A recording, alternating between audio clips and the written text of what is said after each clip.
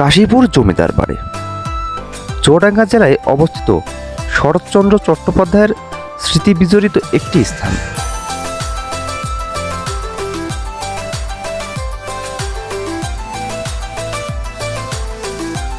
চুয়াডাঙ্গা জেলার জীবননগর হতে 7 কিলোমিটার দূরে কেটিকা ইউনিয়নের কাশীপুর গ্রামের ভৈরব নদের তীরবর্তী অঞ্চলে জমিদার বাড়িটি অবস্থিত।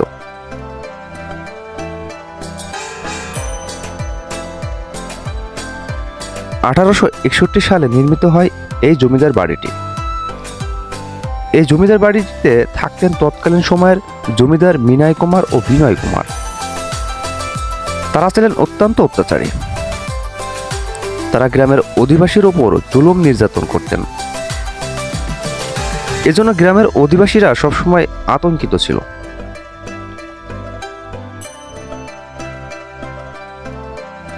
(1947) সালের 14 থেকে 15 আগস্টের পূর্বে কাশীপুর জমিদার বাড়িটি ভারতের পশ্চিমবঙ্গ রাজ্যের নদিয়া জেলার অন্তর্গত ছিল।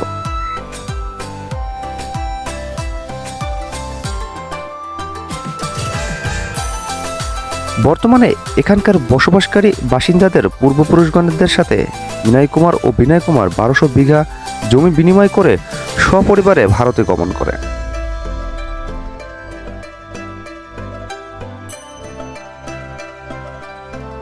এর মাধ্যমে বিনয় কুমার মজুমদারের জমিদার প্রথা বিলুপ্ত ঘটে এবং গ্রামের অধিবাসীরা শান্তিপূর্ণভাবে জীবনযাপন করা শুরু করে।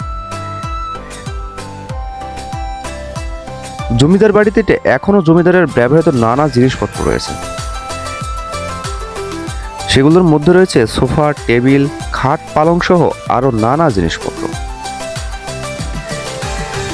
এছাড়াও এখানে পানি উপরে উত্তোলনের জন্য সেই বিশেষ মোটরটি এখনো বিদ্যমান। জমিদার বাড়িটিতে আরো রয়েছে গোলাঘর ও কুয়া।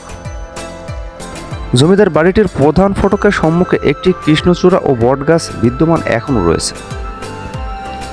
বর্তমানে এই বাড়িতে কাবিল ও হাবিল নামে 2 ভাই বসবাস করছেন। তারা এই বাড়ির প্রসঙ্গে বলেন যে এই বাড়িটি থাকা অত্যন্ত ঝুঁকিপূর্ণ, তারপর তারা এখনো বসবাস করছে।